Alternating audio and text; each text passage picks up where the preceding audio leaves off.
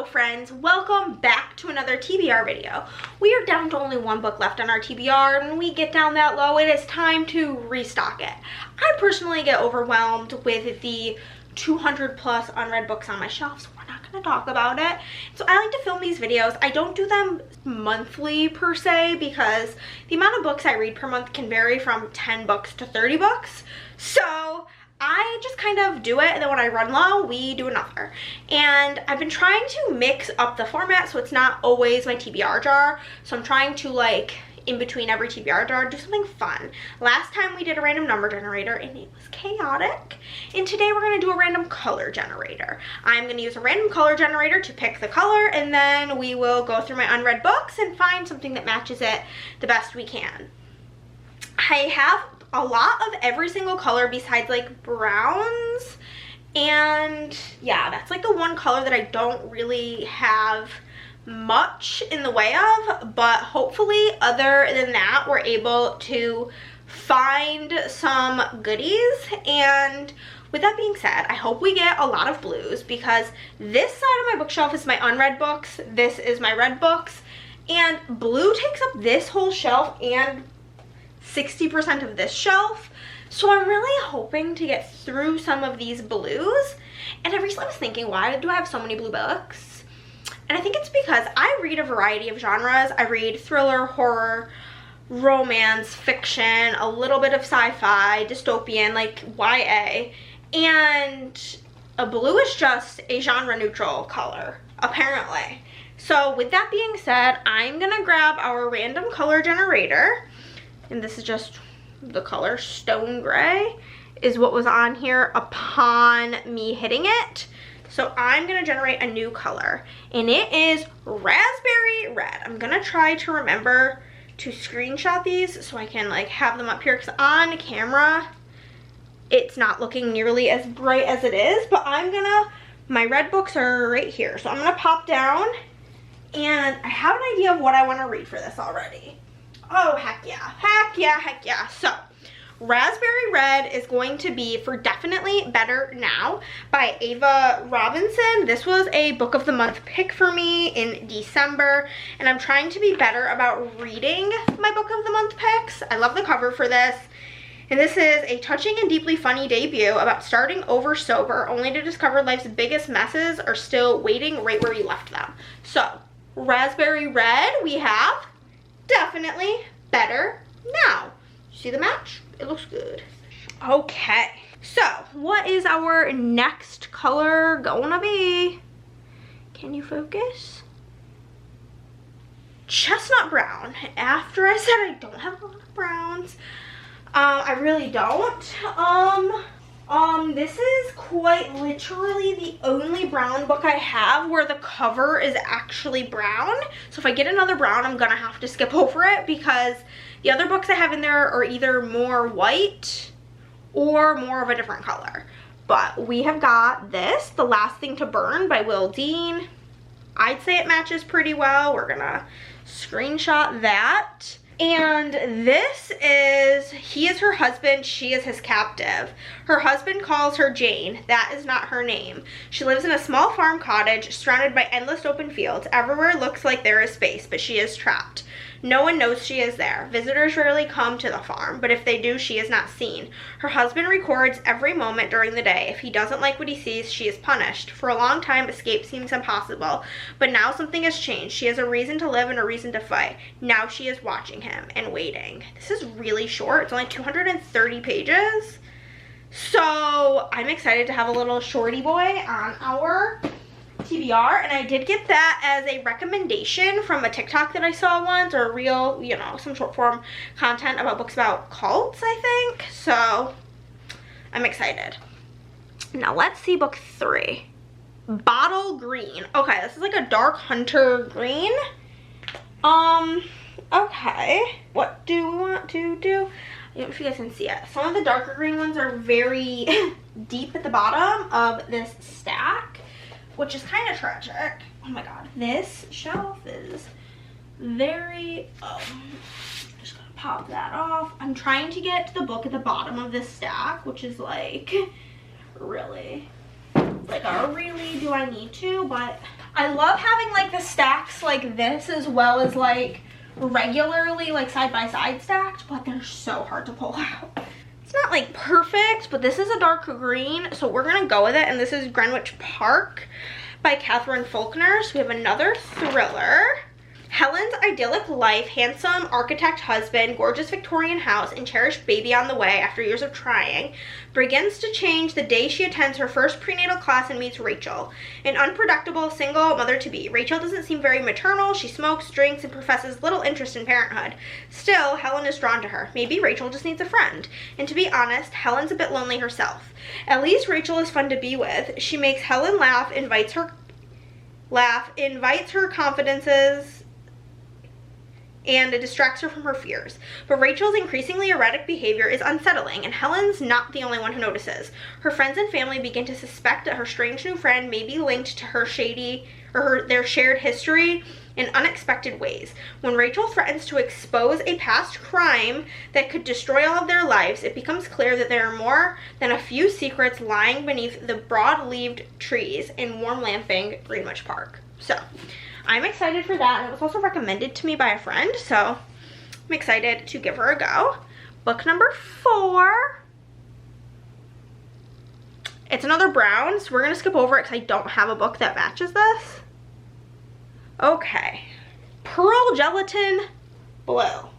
There is a particular blue book that my friend is begging me to get on my TBR, but I'm not sure that the cover of it's the right shade of blue. I really don't think it is. We will see if I can, in good faith, agree that it's blue, but it's like not looking like the right shade to me personally.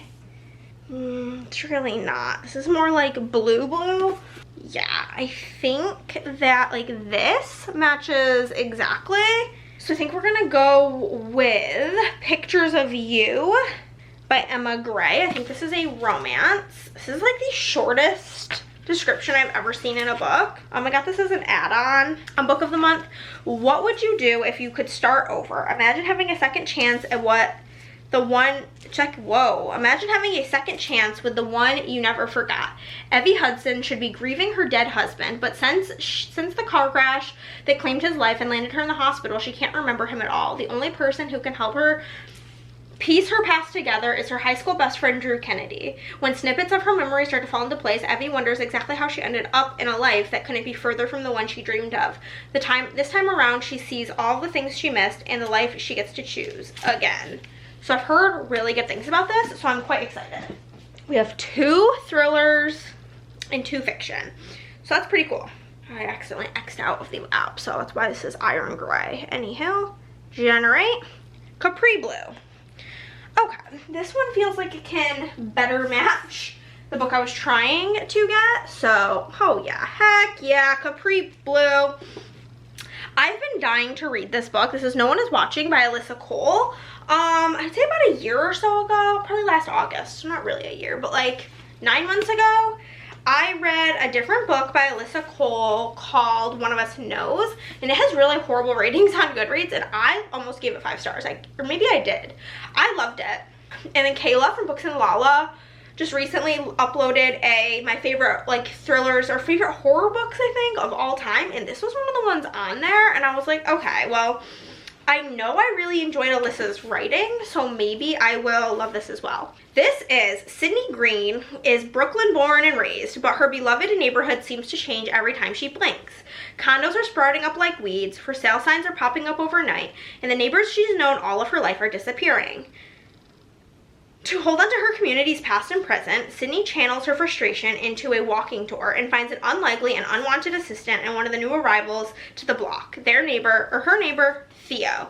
But Sydney and Theo's deep dive into history quickly becomes a dizzying descent into the paranoia and fear.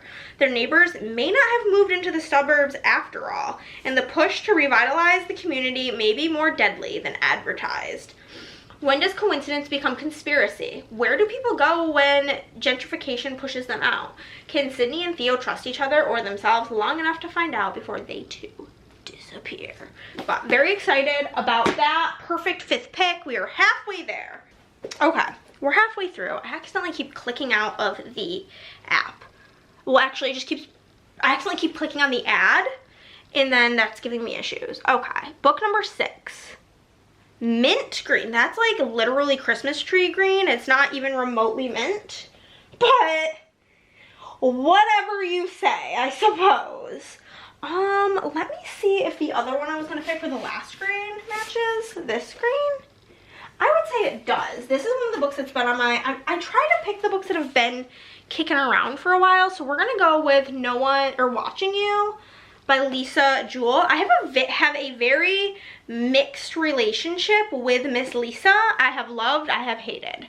So hopefully this one's pretty good. I see that there's some mixed media, which is definitely like a huge plus in my book. Someone Knows What You Did. Melville Heights is one of the nicest neighborhoods in Bristol, England. It's not usually the sort of place where people are murdered in their own kitchens, but is the sort of place where everyone has a secret and prying eyes lurk behind every curtain. So who has been murdered, and who would have wanted one of their neighbors dead? Watching You will keep you guessing until the starting revelation on the very last page. So we've got Watching You, we've got When No One Is Watching. Okay. Number 7. Okay, yellow. That's fun. We have not had yellow yet. We don't have a ton. Oh my god. If this is book 2 in this one series, I'm gonna flip out that I can put this on my TBR. If it's book 3, I'm gonna cry. It's book 3. Which was going to be Life's Too Short by Abby Jimenez, because I am dying to continue that series. I absolutely loved The Friend Zone. I thought it was so good. But there is a book that my friend Madison has been really wanting for me to pick up, and so this will be our opportunity to do that. And this is another author I have only ever given 3, or not 3. I've only given 4 or 5 stars to. I've only read 2 of her books, but I have a ton of them. And I have heard nothing but amazing things about this. My copy's a little bit busted, but that is The Bodyguard by Catherine Center, and I do think it matches our Signal yellow quite well. Main character's name is Hannah. Live, laugh, love. It says, Hannah Brooks looks more like a kindergarten teacher than somebody who could kill you with a wine bottle opener, or a ballpoint pen, or a dinner napkin. But truth is, she's an executive protection agent, aka bodyguard, and she just got hired to protect superstar actor Jack Stapleton from his middle-aged corgi breeding stalker. Jack Stapleton's a household name. He's captured by paparazzi on beaches all over the world and famous for, among other things, rising out of the waves in all manner of clingy board shorts and glistening like a Roman deity. But a few years back, in the wake of a family tragedy, he dropped from the public eye and went off-grid. When Jack's mom got sick, he goes home to the family's Texas ranch to help out. The only catch, he doesn't want his family to know about his stalker or the bodyguard thing. And so Hannah, against her will and better judgment, finds herself pretending to be Jack's girlfriend. I love fake dating as a cover, even though her ex says no one will believe it. Hannah hardly believes it herself, but the more time she spends with Jack, the more real it seems. There are lies and heartbreak because it's easy for Hannah to protect Jack, but protecting her own long neglected heart, that's the hardest thing she's ever done. I'm hyped. Okay, I'm not as mad about the Abby Jimenez thing, but I'm still a little mad. Okay, we have 3 more to go. Color number 8. This is going so well. Black gray. It just looks like black to me, so I'm just gonna grab a black book. We have plenty to pick from, okay? Here we are, here we are, here we are. We are gonna pick Mallory by Josh Mallerman. I recently read Bird Box and was obsessed. And let me make sure I took a picture of the color. I've been really good about it. Yes. And this is the sequel to Bird Box. I'm not gonna read the description because I don't want to give anything away about Bird Box if you haven't read it. If you haven't, highly recommend, but this takes place 12 years later. So, Mallory. Color number 9. Dusty gray. Okay, I do have a handful of gray books. They're down yonder, so here we go. between two books, and I think I'm just gonna bite the bullet and go for a book that I've been really avoiding, but I do want to read because in my opinion it best matches our dusty gray, and that is unfortunately A Little Life. It's like the only, all of my other gray books, the cover is not gray, but the spine is.